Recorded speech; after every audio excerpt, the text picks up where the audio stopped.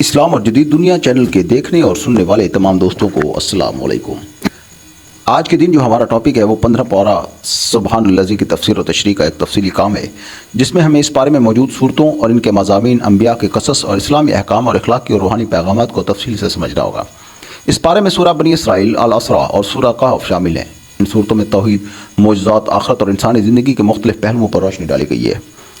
یہاں ہم اس پارے کے اہم مضامین، احادیث، صحابہ کے اقوال اور علماء و دانشوروں کی تشریحات کو بیان کریں گے تاکہ اس کا مکمل مفہوم واضح ہو سکے۔ 15 پارہ سبحان الذی سے شروع ہوتا ہے، جو سورہ بنی اسرائیل جسے سورہ الاسراء بھی کہا جاتا ہے کی پہلی آیت ہے، اور یہ پارہ سورہ کہف کی آیت نمبر 74 پر ختم ہوتا ہے۔ اہم صورتیں اور ان کی بنیادی موضوعات: بنی اسرائیل، واقعہ معراج، توحید، رسالت، آخرت، بنی اسرائیل کے عروج و زوال کی داستان، والدین کے حقوق، عدل و انصاف کی تعلیمات، اور سورہ کہف میں اصحاب کہف، غار والے نوجوان کی داستان، حضرت خضر اور حضرت موسیٰ کا واقعہ، ذوالقرنین کا قصہ اور دنیا کی حقیقت اور آخرت کی تیاری ہے۔ سورہ بنی اسرائیل کی تفسیر کے اوپر اگر ہم بات کریں تو معراج النبی آیت نمبر 1 میں ہے، سبحان الذی اسریٰ بعبدہ لیلا من المسجد الحرام الی المسجد الاقصیٰ۔ یہ آیت نبی کریم صلی اللہ علیہ وآلہ وسلم کے معجزہ واقعہ معراج کی طرف اشارہ کرتی ہے، جس میں آپ کو راتوں رات مکہ سے بیت المقدس اور وہاں سے آسمانوں تک لے جایا گیا۔ حدیث نبوی ہے کہ حضرت انس بن مالک رضی اللہ تعالیٰ عنہ سے روایت ہے کہ نبی کریم صلی اللہ علیہ وآلہ وسلم نے فرمایا، مجھے براق پر سوار کیا گیا اور میں بیت المقدس پہنچا۔ وہاں تمام انبیاء نے میرا استقبال کیا اور میں نے ان کی امامت کر کے نماز پڑھائی۔ اگر ہم قرآن پاک کی آیت اور صحیح مسلم شریف کی اس حدیث کو دیکھیں تو یہ بات واضح ہوتی ہے کہ میرے کریم آقا صلی اللہ علیہ وآلہ وسلم کو جو یہ دیدار اللہ تبارک و تعالیٰ کا دیدار اور معراج ہے، یہ جسمانی طور پر ہوا، نہ کہ صرف خواب کی حالت میں، جس طرح کے کچھ طبقات واضح کرتے ہیں۔ علماء کی رائے لی جائے تو امام ابن کثیر فرماتے ہیں کہ معراج کا سفر نبی کریم صلی اللہ علیہ وسلم کی فضیلت، انبیاء کی اجتماعیت اور امت محمدہ کے مقام کو ظاہر کرتا ہے۔ مولانا مودودی لکھتے ہیں کہ معراج ایک روحانی اور جسمانی سفر تھا، جس میں نبی کریم صلی اللہ علیہ وسلم کو اللہ کی قدرت کے بڑے مظاہرے دکھائے گئے۔ بنی اسرائیل کی تاریخ کے اوپر اگر بات کریں تو اللہ تعالیٰ نے بنی اسرائیل کو عروج دیا، لیکن ان کی نافرمانیوں کے سبب انہیں 2 بڑے عذاب دیے گئے۔ صحابہ و مفسر بن کر رائے اگر دیکھی جائے تو حضرت ابن عباس رضی اللہ تعالیٰ عنہ فرماتے ہیں کہ پہلا عذاب بابل کے بادشاہ بخت نصر کے ذریعے آیا، اور دوسرا رومی بادشاہ تیتس کے ذریعے، جس نے بیت المقدس کو تباہ کیا۔ ان آیات میں اللہ تعالیٰ نے زندگی گزارنے کے اصول دیے ہیں، جن میں درج ذیل واقع ہیں: والدین کی عزت، رشتہ داروں کے حقوق، سادگی اور میانہ روی، زنا سے اجتناب، ناپ تول میں انصاف۔ حدیث اگر ہم دیکھیں تو رسول اللہ صلی اللہ علیہ وسلم نے فرمایا، جس نے والدین کی خدمت کی اس کا رزق وسیع ہو جائے گا اور عمر میں برکت ہوگی۔ یہ بخاری شریف کی حدیث ہے۔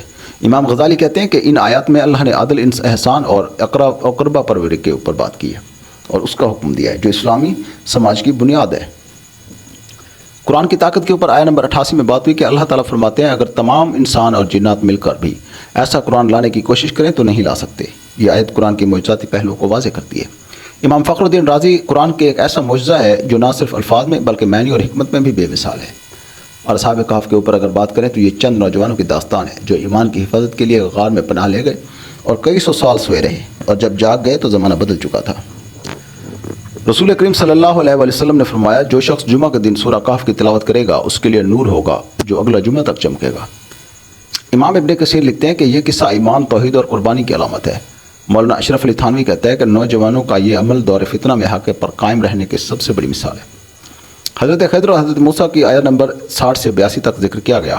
حضرت موسیٰ علیہ السلام ایک اللہ کے برگزیدہ بندے حضرت خضر سے ملتے ہیں، جو انہیں 3 عجیب واقعات کی حقیقت بتاتے ہیں: کشتی کا توڑنا، بچے کا قتل، دیوار کی تعمیر۔ ان سے ہمیں یہ سبق ملتا ہے کہ انسان کو اللہ کے فیصلوں پر صبر اور بھروسہ کرنا چاہیے، کیونکہ ہر چیز میں حکمت ہوتی ہے۔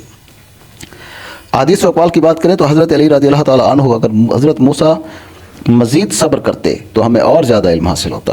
امام غزالی لکھتے ہیں کہ یہ قصہ عقل و وحی کے فرق کو واضح کرتا ہے۔